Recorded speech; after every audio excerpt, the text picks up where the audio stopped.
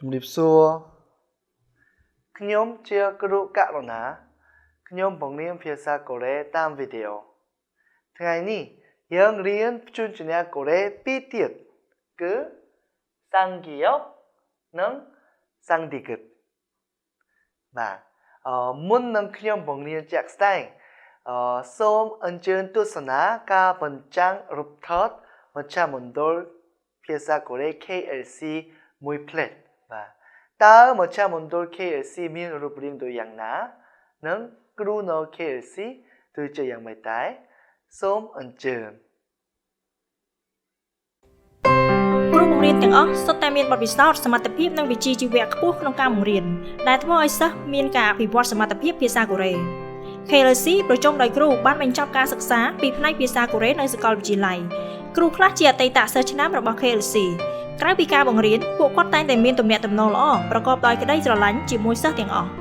ចាប់តាំងពីបើកទ្វារទទួលសិស្សជាលើកដំបូងនៅឆ្នាំ2006 KLC បានបណ្ដុះបណ្ដាលសិស្សខាងជំនាញភាសាកូរ៉េបានរាប់ពាន់នាក់ដោយក្នុងនោះអត្រាប្រឡងជាប់និងឱកាសទទួលបានការងារធ្វើនៅប្រទេសកូរ៉េមានជាង 60 ទៅ 80% ការបង្រៀនភាសាកូរ៉េមានលក្ខណៈសមស្របជាមួយនឹងកម្មវិធីសិក្សាភាសាកូរ៉េសម្រាប់ជនបរទេសដែលគេអនុវត្តជាទូទៅនិងទទួលស្គាល់ដោយក្រសួងអប់រំ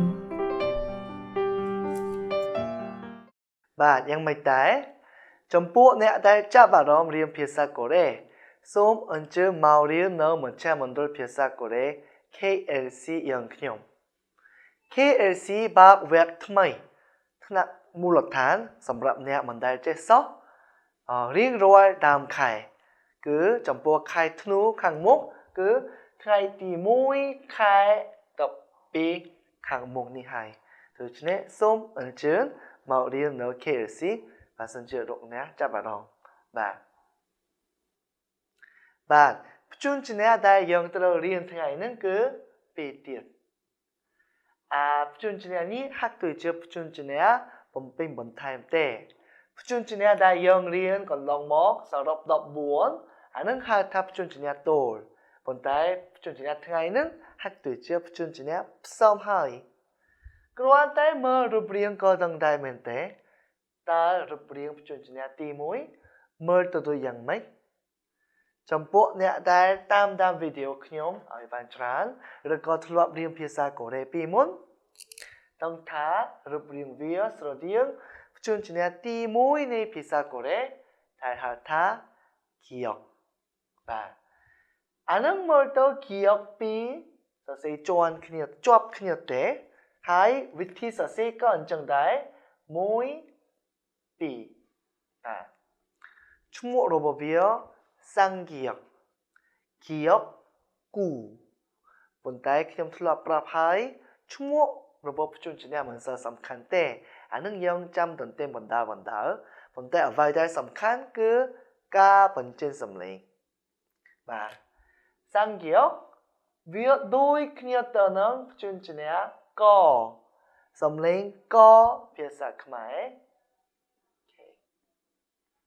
ឧទាហរណ៍ខ្ញុំសាក់លបងសរសេរស្រៈអាវាហាក់ដូចជាដាក់ស្រៈអានៅនេះទេកាបាទខ្ញុំសូមណែនាំពាក្យដែលប្រើប្រាស់ព្យញ្ជនៈសង្ខេបនេះម្ដងគឺបាទ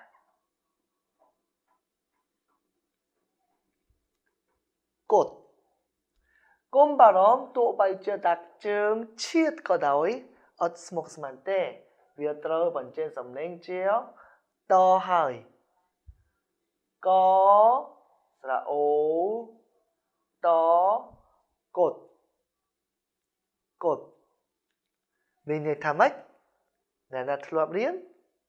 អានេះថាផ្កា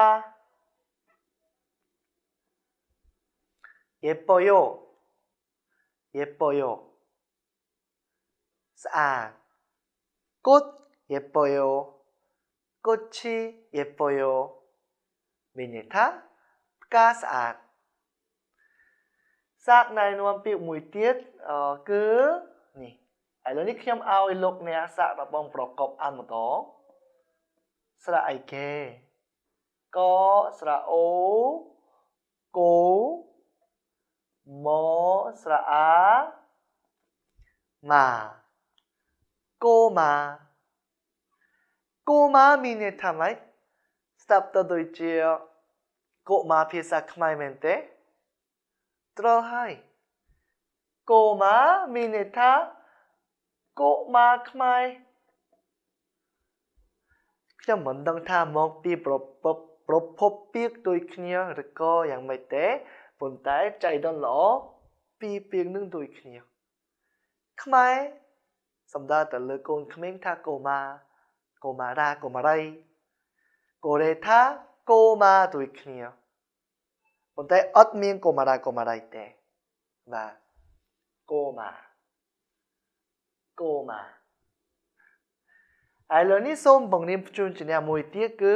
សាំងទីគិតបាទវិធីសរសេររបស់វា1 2 3 4ដែលជាជូនជំនាញសរសេរទីគិតជាន់គ្នាសំឡេងរបស់វាគឺតឬតហើយស្រួលណាស់កាលណាខ្ញុំបញ្យល់ថាសំឡេងជូនជំនាញទីគិតតែឯងវាពិបាកបញ្ចេញតិចវាតែកណ្ដាលដនិងតប៉ុន្តែអានឹងមិនមែនទេតតែម្ដងទើបពេលដាក់ស្រៈអាចេញជាតានឹកឃើញពីមួយទៀតល្អសាំងទីគិតស្រៈអាដាក់ជូនជំនាញអៀងតែជាចេញសំឡេងជា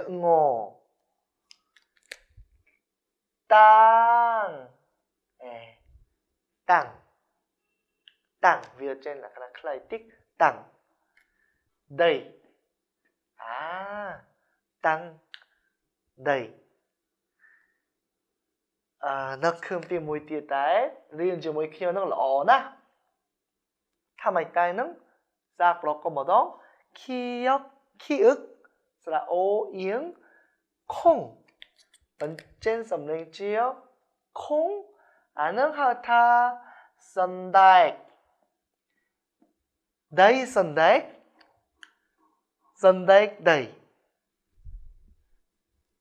ែកដីកូរ៉េខ្មែរគ្រាន់តែក្រឡប់ពាក្យបន្តិចបានហើយ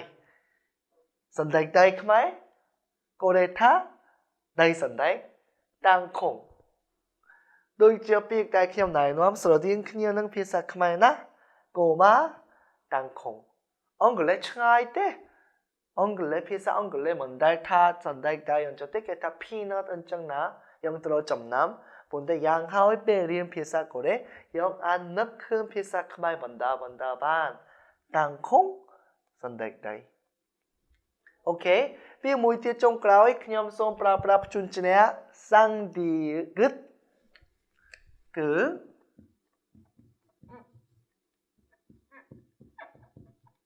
ឃើញច្បាស់ទេនេះប្រើជូនជំនាញសាំងទីគិតម្ដងតហើយអានេះត្រូវអានថាម៉ាន់ណាយោតម៉ាន់ណាយោ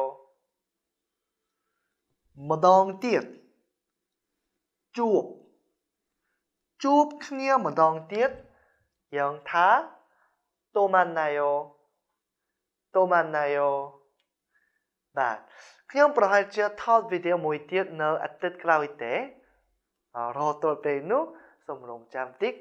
ហើយខ្ញុំសូមជម្រាបលាជាមួយនឹងពាក្យអានឹងហើយតម៉ាន់ណាយោ안녕히계세요 감사합니다. 좀 리플리요.